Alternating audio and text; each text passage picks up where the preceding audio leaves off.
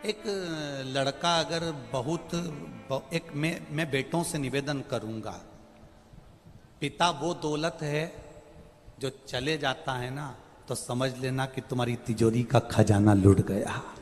पिता वो दौलत है, पिता वो जायदाद है।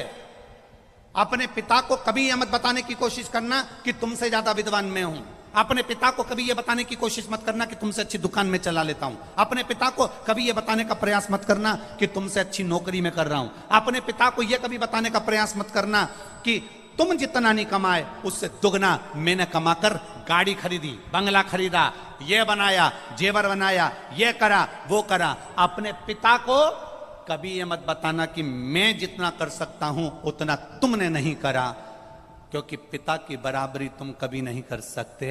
क्योंकि पिता पिता होता है, उसने अपना पूरा जीवन जो कमाया वो तेरी विद्या में लगाया, जो कमाया तेरी पढ़ाई में लगाया, जो कमाया तुझे अव्वल बनाने में लगा दिया। खुद दुकान पर भूखा रह रह कर शुगर की बीमारी कर ली। टिफिन आता था, नहीं खाता था। थोड़े दो ग्राहक और देख लेता हूं, दो ग्राहक और देख लेता हूं, थोड़ी देर से खाना खाऊंगा, थोड़ी देर से भोजन करूंगा, थोड़ी देर से रोटी खाऊंगा। दो ग्राहक के चक्कर में मेरे बेटे की फीस जमा करना है। बाहर पढ़ने गया है, मुंबई पढ़ने गया है, पूना पढ़ने गया है, जयपुर पढ़ने गया है, कोटा पढ़ने गया है, जोधपुर गया है, मेरे बेटे की फीस जमा करना है। वो दो ग्राहक ज्यादा के चक्कर में भूखा रहता रहता रहता रहता बीपी और शुगर की बीमारी कर ली। उस पिता की होड़ मत करना जिसने अपने शरीर का एक एक रक्त केवल तेरी जिंदगी बनाने में लगा दिया। उस पिता के ऊपर तो तुझे गौरव उत्पन्न होना चाहिए।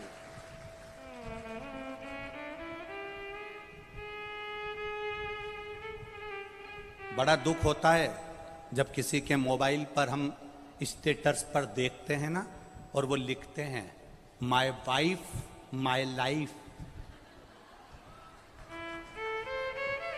बड़ा दुख होता है जब किसी के मोबाइल के स्टेटस पर देखा जाता है कि माय वाइफ माय लाइफ। तुम्हारे लाइफ बनाने में तुम्हारी वाइफ ने क्या क्या करा एक बार पत्र में लिख के तो भेज भेरू। मैं तो इंतजार में बैठा हूं।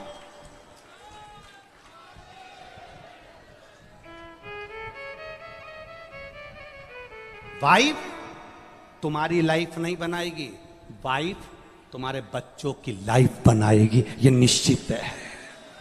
वाइफ, हां, वाइफ किस जगह पर खड़ी होती है? वाइफ लाइफ कब होती है? जब तुम बीमार पड़े हो, तकलीफ में हो, कष्ट में हो, कर्जे में लदालूम हो गए, दुख की घड़ी है और तुम्हारी पत्नी तुम्हारे सामने खड़ी होकर कह दे चिंता मत करना, कर्जा भी हो गया तो मरने की मत सोचना, बीमारी आ गई ना टेंशन मत लेना, मैं तुम्हारे साथ कदम से कदम मिलाकर चलूंगी, चिंता मत करना। तब लिखना माय वाइफ माय लाइफ है।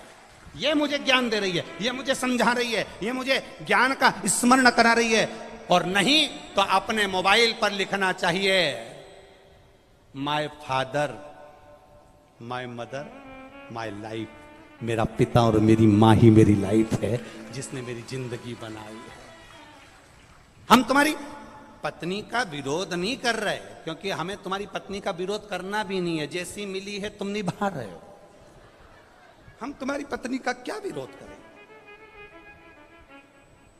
हमारा इतना सा कहना है तुम्हारी पत्नी तुम्हारी दुख की घड़ी में सामने खड़ी हो, तुम्हारी पत्नी तुम्हारे दुख के समय पर तुम्हारे सामने खड़े होकर कह रही हो चिंता मत करो, कोई बात नहीं, पैसा नहीं है ना, अब की बार साड़ी नहीं लेंगे करवा चौथ पर, मेरे पास बहुत पड़ी है, जेवर पड़ा है, तुम चिंता मत करना। अगर दुख की घड़ी आ भी गई पूरा जेवर उठा कर दे दूंगी, तुम्हें कर्जे से मुक्त कर दूंगी, तुम चिंता मत करना, तुम चिंता मत करना।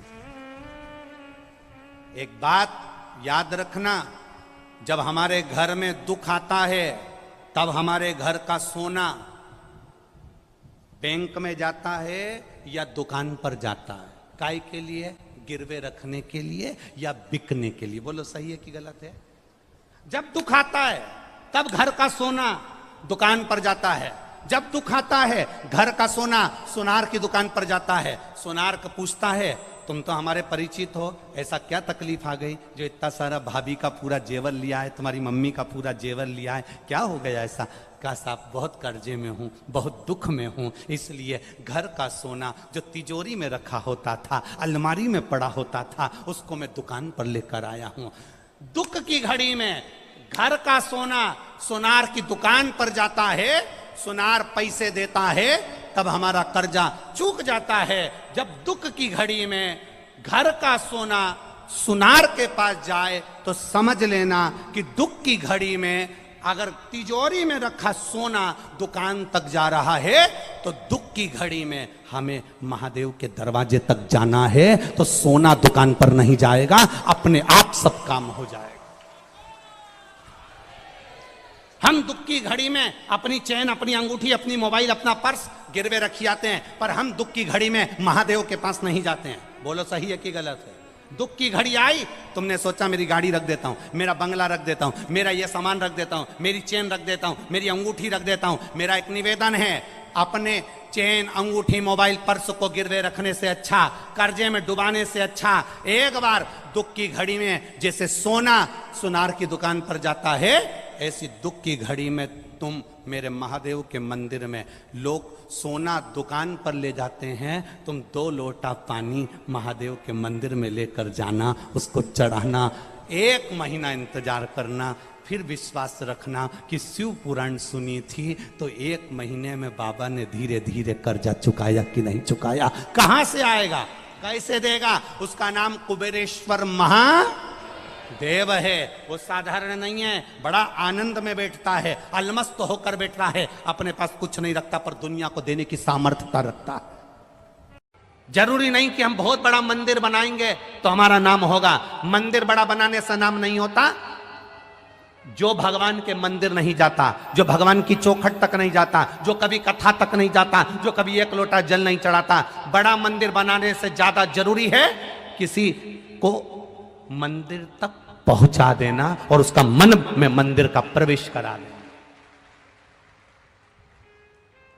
ढेर मंदिर बन गए, ढेर सारे मंदिरों का निर्माण हुआ।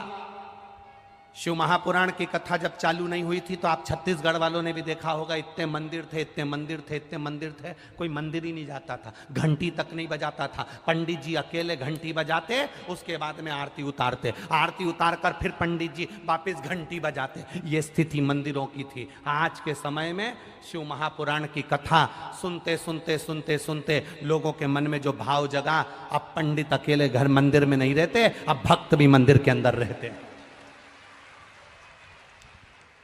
मंदिर तो ढेर बन गए, मंदिर बनते चले गए, बनते चले गए। हमारी कॉलोनी में मंदिर, हमारी सोसाइटी में मंदिर, हमारी जगह पे मंदिर, मंदिर तो बन गए पर भक्त नहीं बन पाए थे, वो भक्त कम होते चले गए थे। शिव महापुराण ने उन्हीं भक्तों को केवल मंदिर तक पहुंचाने का कार्य किया है। शिव पुराण ने उन्हें मंदिर तक भेज दिया। जरूरी नहीं कि आप मंदिर बनाओगे तो आपका नाम होगा। आप किसी के हृदय में भी तो मंदिर बना दो। क्यों? भिलाई में कथा चल रही है, तो कथा में गई थी कभी? अपनी पड़ोसन से कह सकती है, क्यों भिलाई में कथा चल रही है, तू नहीं गई कभी कथा में? अरे बहुत भीड़ होती है, अरे मेरा तो मन ही नहीं करता। तो भीड़ में कौन जा रही है? थोड़ा दूर जाके बैठ जाओ, थोड़ा दूर जाकर बैठ जाओ। पंखा ऊपर लटका है, ये देखो ऊपर लटके कि नहीं लटके? लटका है। अरे बोलो तो जम के। हवा कहां आ रही है? नीचे।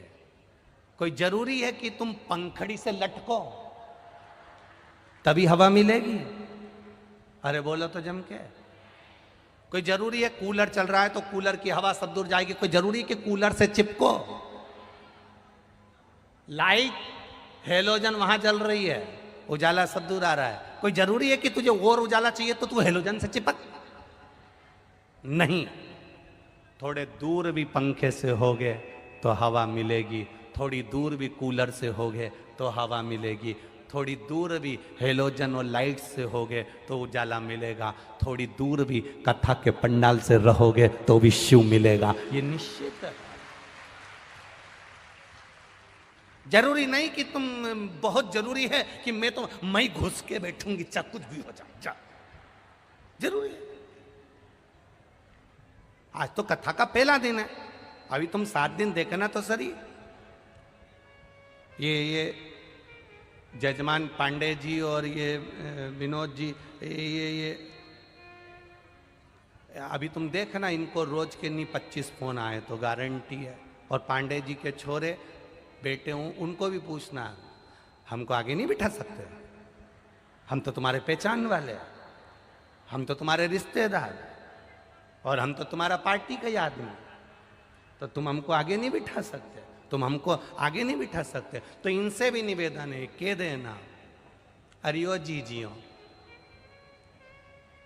घर से अगर कथा सुनने आना है तो ये जितने बैठे हैं ना पीछे और ये आसपास में, ये भी